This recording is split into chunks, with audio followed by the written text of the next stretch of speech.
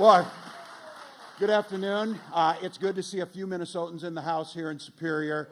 To the folks at Earthrider, thank you. Thank you for hosting us. Thanks for creating the jobs here. Thanks for getting a place to gather with community. To our labor brothers and sisters who are here to build this project we're here to talk about, thank you every day for building the middle class. Thank you for bringing the dignity that comes with work and the ability to make sure you can take care of your family. And for all of you, let's give a really big Northland welcome to President Joe Biden today. Look,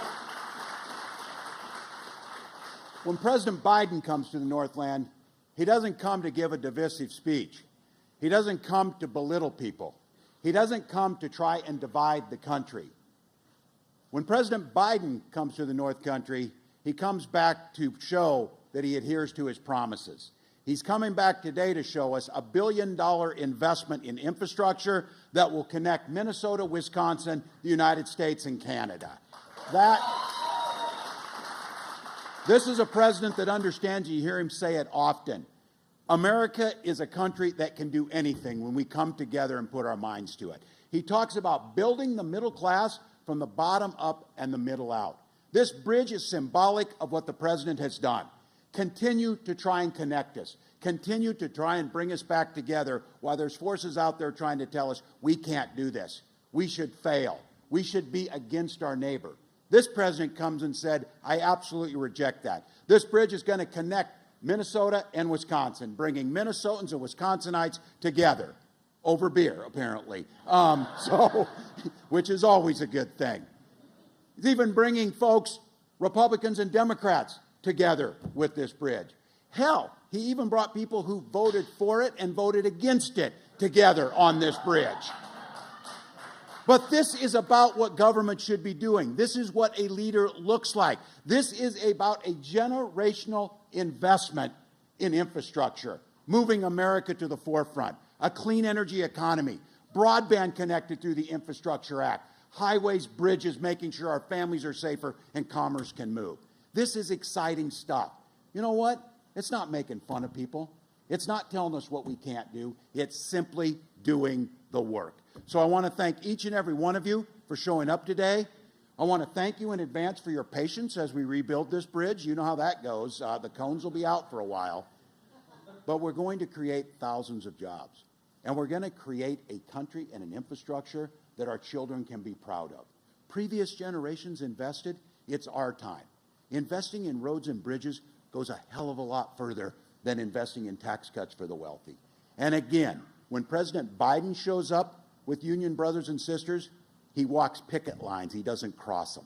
And this project is going to have project labor agreements built by Wisconsin and Minnesota skilled craftswomen and men, and it's going to create those jobs that allow them to live the life that they know they should in the Northland. So I want to thank you all for being here. I want to just say how grateful we are that people are focusing on the things that make a difference in people's lives. And Joe Biden and Kamala Harris wake up every single day making those are the things that got done. So promises made 2 years ago, promises kept today. Thank you.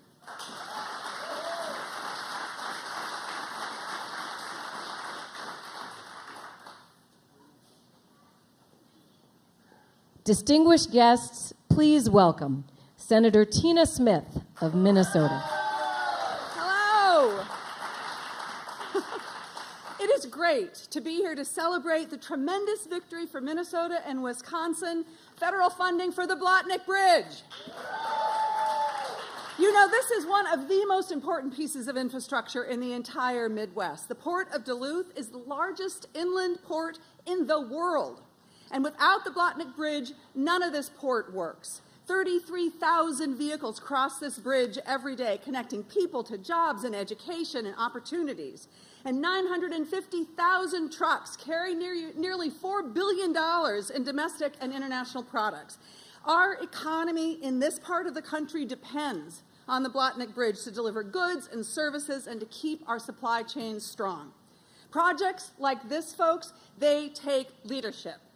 And I am here to tell you that this Blotnick Bridge funding would not have happened but for the leadership of our incredible governors, Governor Evers and Governor Walz. And that would not have happened without Senator Klobuchar, Senator Baldwin, and President Joe Biden. You know, some leaders talk about infrastructure. They even declare infrastructure weeks, but these leaders delivered. When President Biden took office and Democrats took control of Congress, we knew we had a lot of work to do. You know, for years, the United States exported jobs and imported products. For years, infrastructure was just an afterthought, and our roads and bridges were crumbling, and our drinking water systems were deteriorating, and people all over our states were struggling to try to figure out how to connect to broadband. We needed a completely different approach, one that would invest in America and grow the middle class, and that is what we are doing.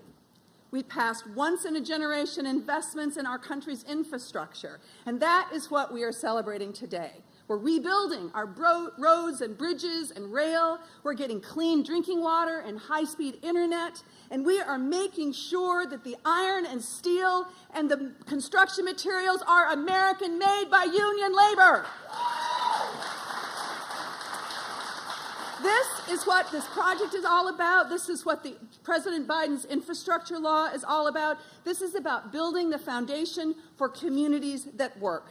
And so I am so glad to be here today with all of you to thank you for your hard work, because at the end of the day, this is about the hardworking people in Duluth and Superior and the community around, the people that are driving the buses and mining the ore and working in the hospitals and making this community work. So my gratitude is to all of you. We are doing the work that we need to do, and I'm so grateful to be here to celebrate this fantastic success. Thank you so much, everyone.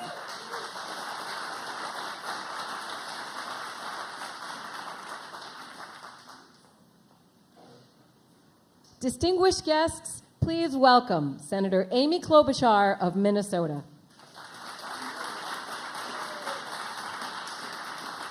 Thank you so much. It is wonderful to be here, and welcome back President Biden to Wisconsin and Minnesota. I love being in Superior. It has unrivaled views of Duluth. I think you guys, yes, that was like a little, you know. I think I'm the one to make that joke because my mom grew up in Wisconsin. I still have all my relatives on her side in Wisconsin.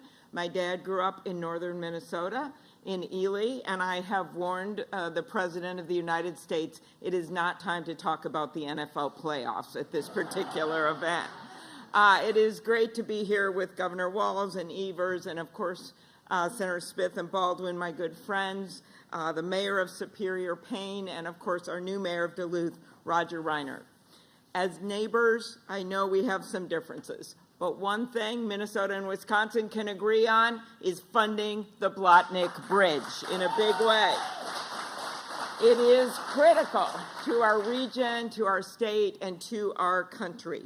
$4 billion in goods moving across every single year, tens of thousands of cars. And when the president chose to visit here, right after his highly lauded State of the Union address 2 years ago, he called it one of the most important bridges in the Midwest.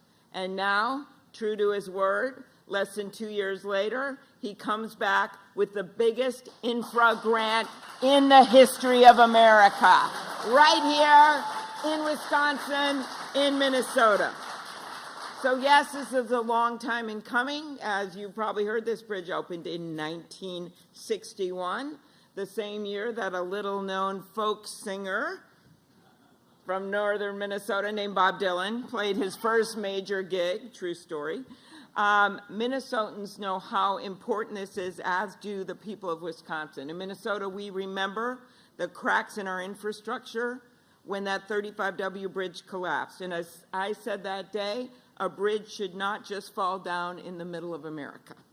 Working together, we got the funding to rebuild that bridge, and that's why, after decades of trying to pass an infrastructure law under President Biden's leadership, Congress came together across the aisle and got that bill done.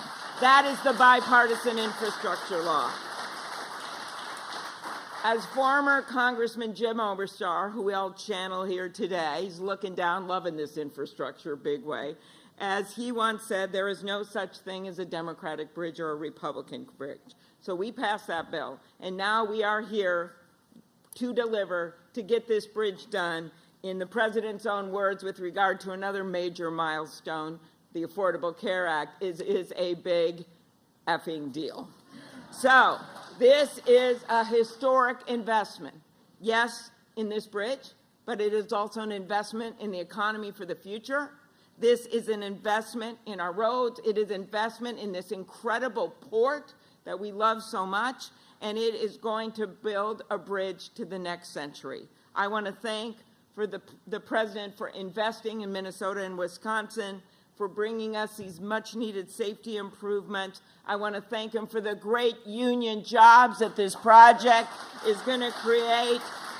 So let us build this bridge to an even better Northland. Thanks, everyone.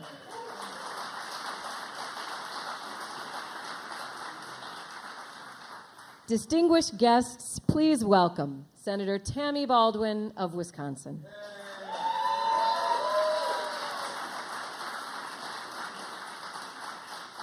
Wow. So hello, Superior. Woo! Let me start by saying we did it. Yay, this is so exciting. We are finally on the road to replacing the Blotnick Bridge. It's hard to overstate just how excited I am. You know, this is a room full of people who really understand the importance of this investment. Now, while we may talk a big game when we're talking about Packers versus Vikings, you know, I've been proud to work with leaders on both sides of the state line for years to make this a reality. Superior and Duluth are more than just neighbors. They are the twin ports. The nickname of this region represents the unique relationship between these two great cities and the industries that connect them. When we talk about working together, we often evoke building bridges figuratively.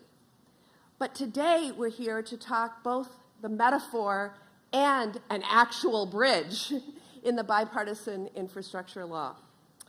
I was proud to vote for this legislation because I knew it would make a real difference. Yes, a real difference for Wisconsin families and businesses. And I'm proud to report that in just over 2 years, it's doing just that. This investment is creating good-paying jobs, fixing our roads and bridges, making sure clean water is coming out of the faucets, and connecting more Wisconsinites and Minnesotans with reliable high-speed internet. And to do it all, we are growing our Made in America economy. I was especially proud to have successfully fought to include strong Buy America rules so that as we rebuild our infrastructure, we support U.S. workers and Wisconsin workers, manufacturers, and businesses. The bipartisan infrastructure law is not just an investment in our infrastructure, it is also truly an investment in our future. There's no better example of that investment than the Blotnick Bridge. Whether it's families taking a road trip, commuters heading to work, or goods traveling to the port of Duluth Superior, tens of thousands of vehicles rely on safe passage over the Blotnick Bridge every single day. But the Blotnick Bridge has served the Twin Ports for more than 6 decades, and the wear and tear is putting safety and our economic future of this region in jeopardy. 2 years ago, President Biden visited Superior to talk about the promise of the bipartisan infrastructure law for communities just like ours. Since that day, I have been a little relentless in making the case for this needed investment. President Biden has heard from me. Secretary Buttigieg has gotten, he's on speed dial now, by the way. And we've done letters, press conferences, texts, you name it. We've all been busy at work for this. And today, the president is back. Today, the president is back because together we have delivered for Wisconsin and for Minnesota.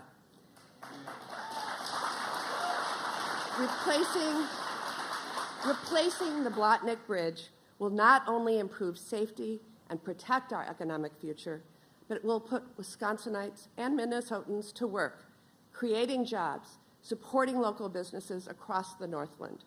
I am proud to have done my part to bring home this once-in-a-generation investment for Wisconsin. Thank you to President Biden for visiting us today to celebrate this down payment on our state's and our region's future.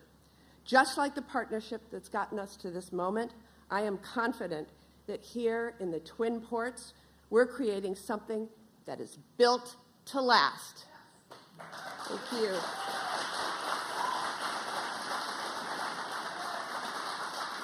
Distinguished guests, please welcome Wisconsin Governor Tony Evers.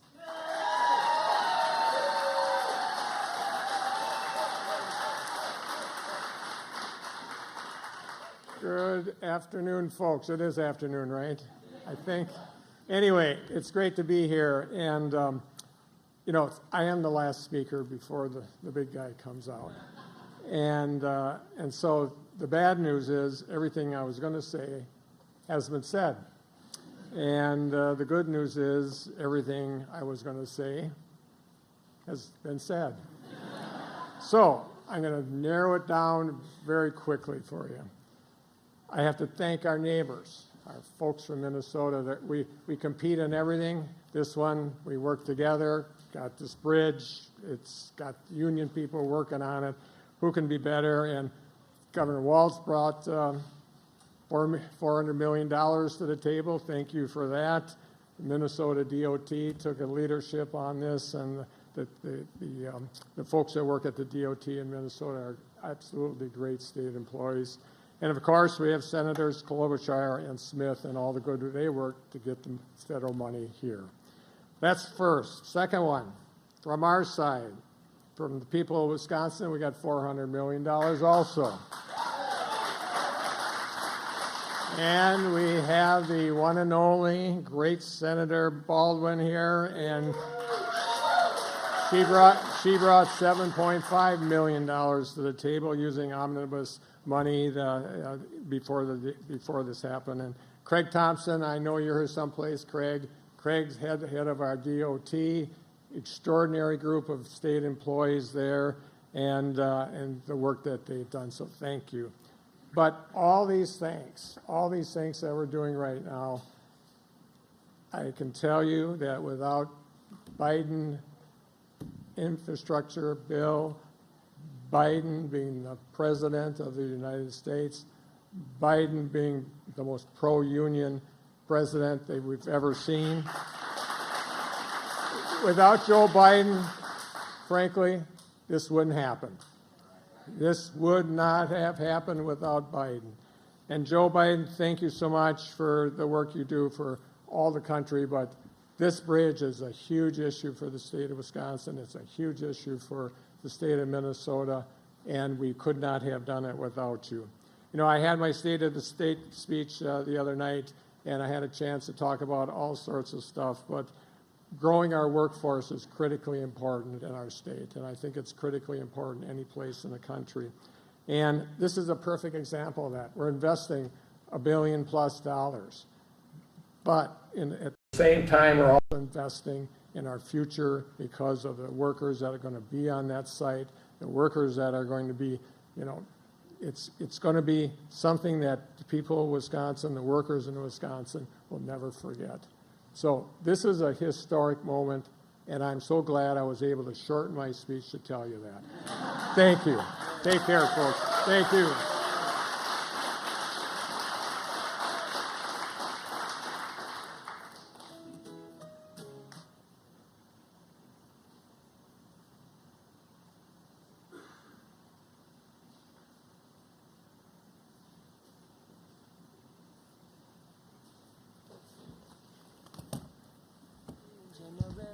Sharing what you can, nothing more, nothing less. May you know the meaning of the word happiness. May you always lead from the beating in your chest. May you be treated like an esteemed guest. May you get to rest, may you catch your breath. May the best of your todays be the worst of your tomorrows.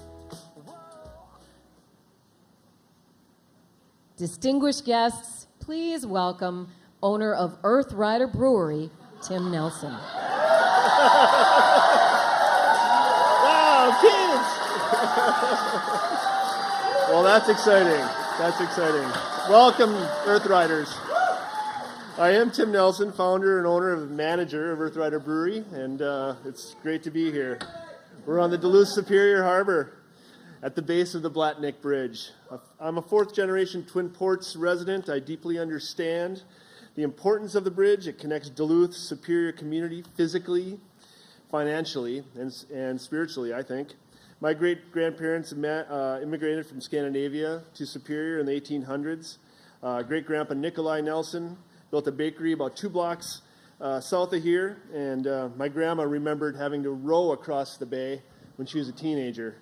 So I founded Earth Rider Brewery at the nexus of the Twin Ports in Superior, Wisconsin's North End neighborhood for a reason. Our brewing draws inspiration from Lake Superior and the people working on the ships, trains, trucks, and grain elevators right in our backyard.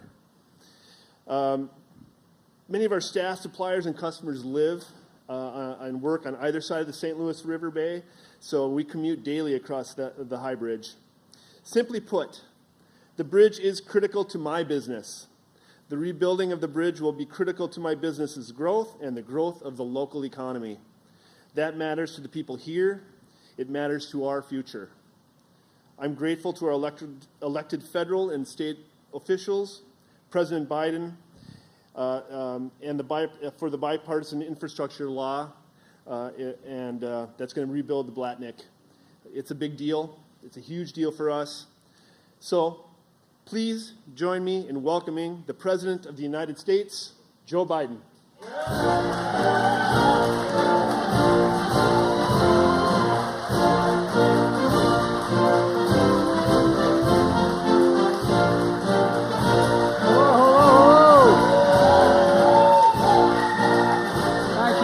Thank you. You have a seat, take it. Hello, Wisconsin. From across the bay, hello, Minnesota. Tim, thank you for the introduction. I got to meet his twins and his wife, and no wonder he's here. I tell you what, they're going to keep him here. Look, I'm honored to be with the 2 best governors in America, in the United States of America today. Governor of Wisconsin, Tony Evers. Tony, stand up.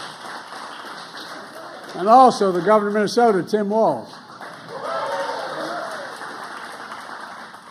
And thanks to the outstanding senators, Tammy Baldwin of Wisconsin. Tammy's the one. And Amy Klobuchar and Tina Smith from the state of Minnesota. If I have all 3 of them on my side, I don't worry about anything. And 2 great mayors, Mayor Payne of Superior, Wisconsin, and Mayor Reiner of Duluth, Minnesota. Stand up, guys.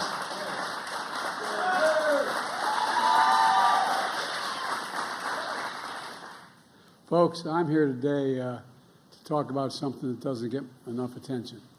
The progress we're making to invest in America and American workers and American products. To invest in America, that's what we're doing. Bringing work, opportunity, and hope to the people and communities all across this country.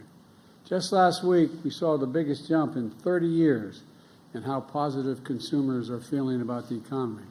Things are finally beginning to sink in. We passed a lot of really good legislation. We knew it was going to take time for it to begin to take hold, but it's taken hold now and turning the economy around. We also just learned that America filed 16 million new business applications since I became president. That's a record. That's a record. And the reason I mention it, when someone files for new business, it's an example of hope, something they believe in. They believe that they can get something done, and a consequence. You know, and Tim's business right here is that act of hope as well. Started a while ago. And just today we learned the economy of the United States grew by 3.1% last year. I don't want to bore you with all the detail, but, you know, the experts from the time I got elected were insisting that a recession was just around the corner. every month there was going to be a recession. Well, you know, we've got really strong growth. Listen to this. Here's this morning's headlines from the Wall Street Journal and other papers. Quote, U.S. shatters expectations. Second headline, the U.S. economy boomed in 2023. Third, U.S. economy grew at a shocking pace. I love that shocking pace, people. But my favorites from the Wall Street Journal. Quote, what recession? Growth ended accelerating in 2023. Folks, look. And by the way, the economic growth is stronger than we had during the Trump administration. My predecessor recently said he was actually hoping for the economy to crash. His quote, hoping for the economy to crash. Can you believe it? Well, he said he's hoping because he hopes it happens soon while I'm still president. That's what he's hoping for. Well, thanks to the American people, America now has the strongest growth, the lowest inflation rate of any major economy in the world. It's because of you. We obviously have more work to do, but we're making real progress, building an economy from the middle out and the bottom up and not the top down. I was raised in a household where we had 3 bedrooms. It was a nice home, 3-bedroom split-level home and a new development of 40 homes in suburbia with four kids and a grandpa living with us. And but that trickle-down economics didn't trickle down much on my dad's kitchen table. Because when we work from the middle out and the bottom up, the poor have a shot, the middle class does really well, and the wealthy still do well. But everybody gets a shot. We all do well. You know, as the Secretary of Treasury, Janet Yellen, just said today, and I quote, the story of the middle class is not separate from the state of the economy. It's at the heart of it. You know what I'm saying? I mean, workers across industries and occupations, from firefighters to nurses to factory workers. That's the middle class. At least that's where I come from. That's what it's all about. So I'm here to announce more progress that shows that we can get big things done in America. We start believing in ourselves again. We start investing in America again. Folks, look, our infrastructure used to be the best in the world, rated the best in the world. But over a period of time, we stopped investing in America. We stopped it. We stopped investing in ourselves. And we slipped. We're now ranked the 13th best infrastructure in the world. The United States of America, number 13 in the world. How in God's name can we have the strongest economy in the world if we don't have the strongest and best infrastructure in the world? It's not possible.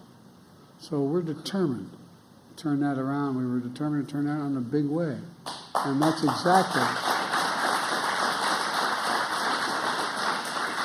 that's actually what we're doing.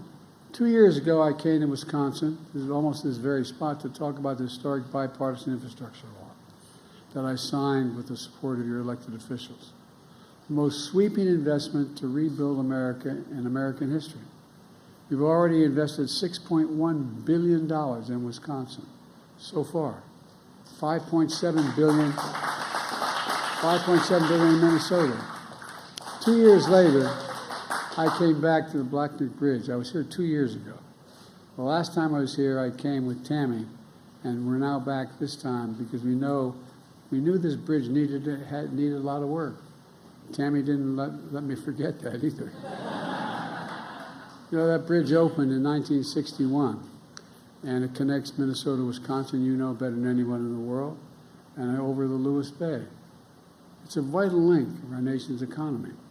Every year, 950,000 trucks use the bridge to carry 3.4 billion tons of goods all the way across America and into Canada. Folks, every day, 33,000 vehicles cross that bridge. The flow of people is so critical to small businesses that rely on it to get customers, employers, goods to their businesses. It's critical. And local businesses like this brewery at the base of the bridge, think what Tim just told us. Tim's family's been here for 4 generations. His great-grandparents moved here from Scandinavia to build a bakery just 4 blocks from here. And as Tim just said, the bridge is critical to his business, his workers, his customers, to the entire local economy. And it's like that in other parts of the country as well. This bridge is also critical to the largest port on the Great Lakes, serving critical industries like forestry, agriculture, clean energy, supporting so many communities. I mean, it really is consequential. But you also know this bridge is in badly corroded condition. It's unsafe for trucks to carry oversized, overweight loads, causing drivers lengthy detours, increasing costs and delays. It's outdated in design. Tight curves have led to higher than average car accident rates, traffic congestion. For decades, people talked about replacing this bridge, but it never got done until today. Until today. I mean, because I'm proud to announce $1 billion from the bipartisan infrastructure law will be used to build this new bridge. A new bridge that will increase capacity for large trucks and oversized loads. A new bridge with a modern design, wider shoulders, smoother on and off ramp. A new bridge with a shared path for pedestrians and cyclists. And I don't want to credit your governors, and I mean it sincerely, and your state legislatures for coming up with the matching money to invest in this bridge. Otherwise, it wouldn't have gotten done with your own funding. This investment is going to make a huge difference. Less traffic, fewer car accidents, faster commutes to your jobs and schools, quicker response times from fire trucks and first responders when every minute counts. Goods are going to get shipped quicker, and commerce will flow more freely instead of having to detour for up to 10 miles. Here's what else it means. It means that 10,000 new construction jobs, union jobs, are going to be created. We're investing in America, in jobs for American workers, built with American products. And that's going to, with the help of your congressional delegation, especially Senator Tammy Baldwin, we're making sure that that iron, that steel, that construction material to build this bridge is made in America.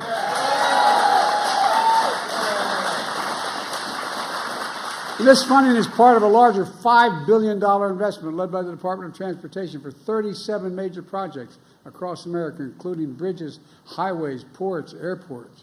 To date, 40,000 infrastructure projects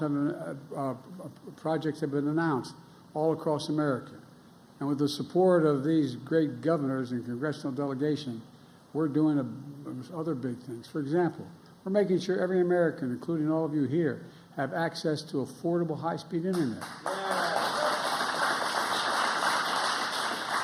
I want to thank Amy for her leadership in this issue. She's been relentless. High-speed internet is essential to today's economy. It's as essential as electricity was when Franklin Roosevelt was president. Not a joke. That's why nearly a century ago, Franklin Roosevelt signed the Rural Electrification Act. I know this sounds like it doesn't matter, but it matters a great deal. He signed it to bring electricity to nearly every home and farm in America because it became essential, an essential part of the economic growth of the country, an essential way to access to modern life. And so is high-speed internet today. In Wisconsin and Minnesota, we're investing $2.5 billion in high-speed internet. And we're going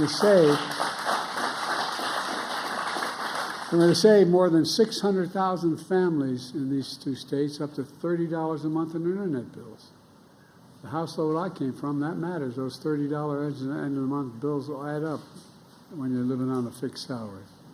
We're also investing $1.1 billion in your state to provide clean water and replace poisonous lead pipes. Every lead pipe's going to be taken out. You turn on your faucet and drink clean water without getting sick. You know, a recent study shows that reducing lead exposure for children has the same effect on a student's test scores as reducing the size of a class they're in from 22 to 15. 1/10 the cost it is. It matters. It affects the ability of the brain to function. That's why we're going to eliminate every single lead pipe in America, and I promise you that. We got the money to do it now. And that's on top of another $1 billion to clean up the Great Lakes, which provide drinking water for 20 million people. 20 million people. And by the way, it used to make beer brewed here. It is used to make the brewed beer here in this refinery. Oh, Earth Rider, thanks for the Great Lakes. I wonder why it's called. What we're doing in Wisconsin and Minnesota is just one piece of a much bigger story. Look, 14 million new jobs since I became president. 169 new jobs in Wisconsin. 200,000 in Minnesota. Nearly 800,000 new manufacturing jobs nationwide. Good paying jobs.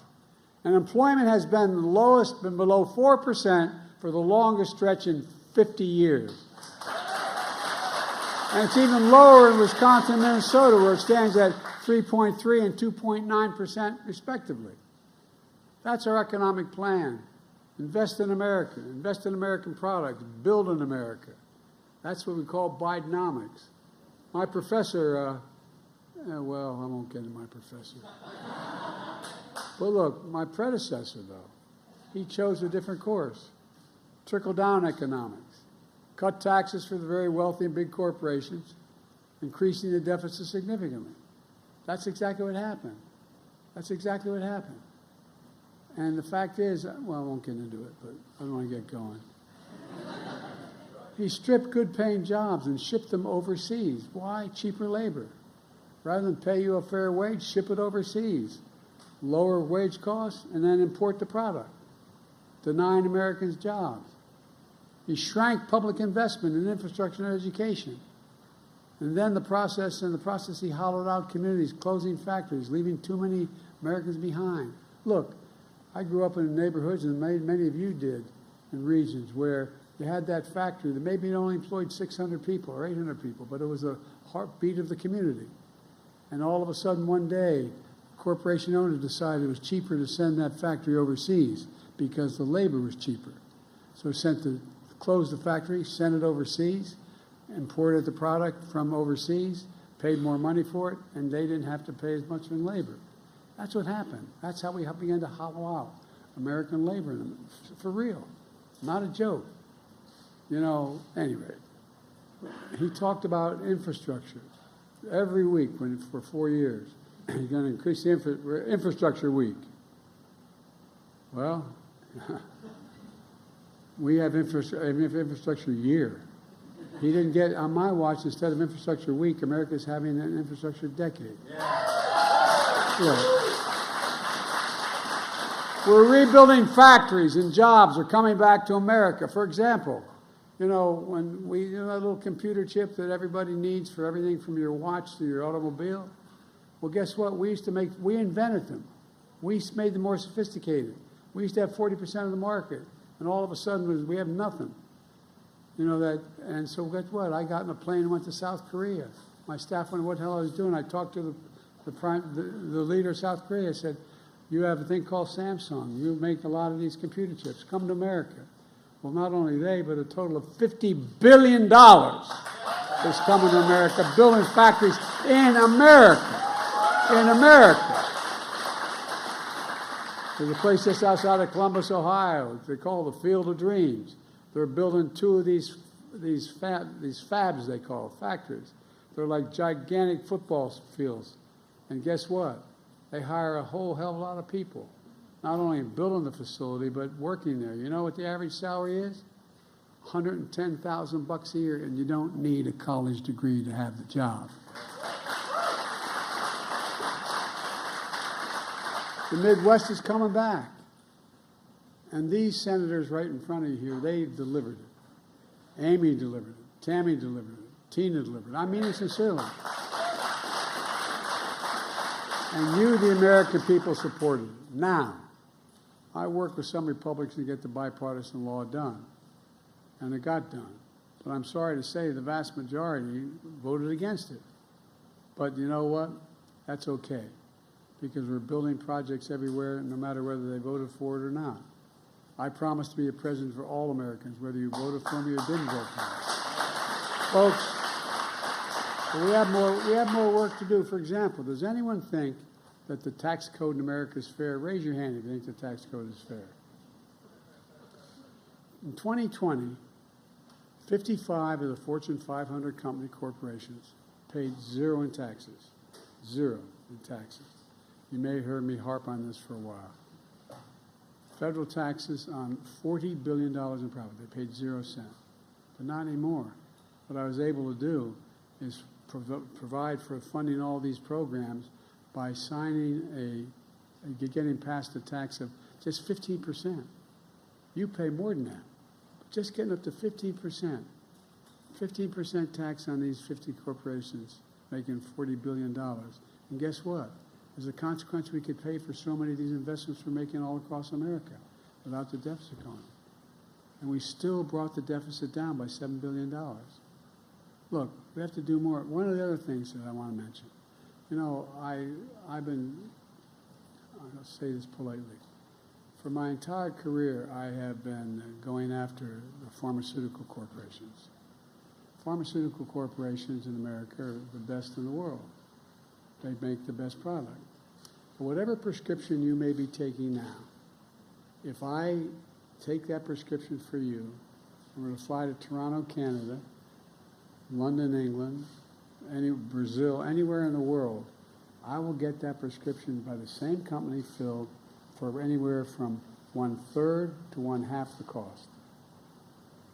We get charged more than any other country in the world. Not a joke. And you pay for it, not only in your prescription, but you pay for it because Medicare pays for a great deal of this. So I've been pushing to let Medicare negotiate and say what they do. Well, with the help of your Senate and Congress congressional delegation, I finally won. And guess what? Any of you, I'm not asking you to raise your hand, but you know anybody who has a problem with diabetes, needs insulin? Well, it used to be the average cost of that insulin shot a year, on a monthly basis was closer to $400. Now they cannot charge more than $35. And by the way, they're still making 350% profit. It costs $10 to make it. $10 to make it. And the guy who invented it didn't even want a patent on it because he thought it should be available to everyone. I can take you down the list. And beginning in 2025, guess what else happens? Anybody, if you know, have parents or grandparents who are taking a cancer drug, they may be paying anywhere from $6,000 to $13,000 a month for that drug. They can't do it. And guess what? No senior is going to have to pay, no matter how many drugs they have to take, more than $2,000 a month, period. Period. And they're still going to make money. They're still going to make money. And folks, I was told that that's an awful thing to do, man. It's a terrible thing to do. Guess what? Not only is it saving the individual money, it means you as taxpayers are paying billions of dollars less per month because you don't have to spend that money on Medicaid. You don't have to spend that money on Medicaid because it's a fair price. We get look. We now have. We used to, before the recession, before the pandemic, we had about 700 billionaires in America. There are 1,000 billionaires now. You know what their average tax rate is? 8%. Raise your hand if you want to trade your tax rate now for 8%. No, I'm not joking. I'm being deadly earnest. You know, it sounds like I'm making this up. 8% what they pay. That's why I proposed a billionaire minimum tax of 25%. That's not even the top rate.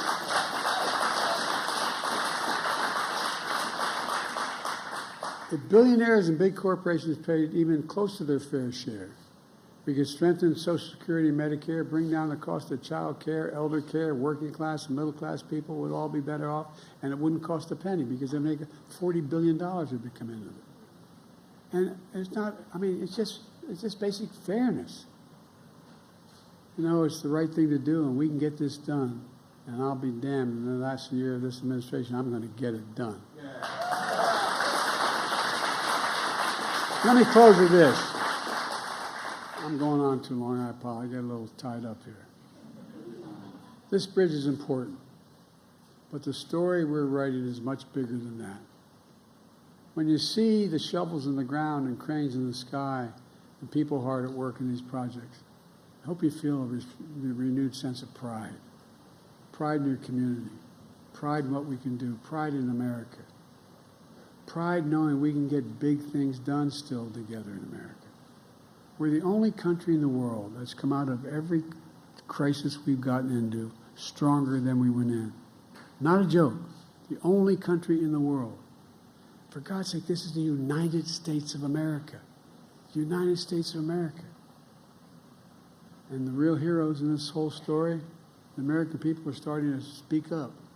American workers, American people doing the work to bring communities back to the country in ways that was before in the future. That's what America does. That's why I've been never more optimistic about the future. We just remember who in God's name we're the United States of America, and there's nothing beyond our capacity when we do it together. Let's start working together for God's sake.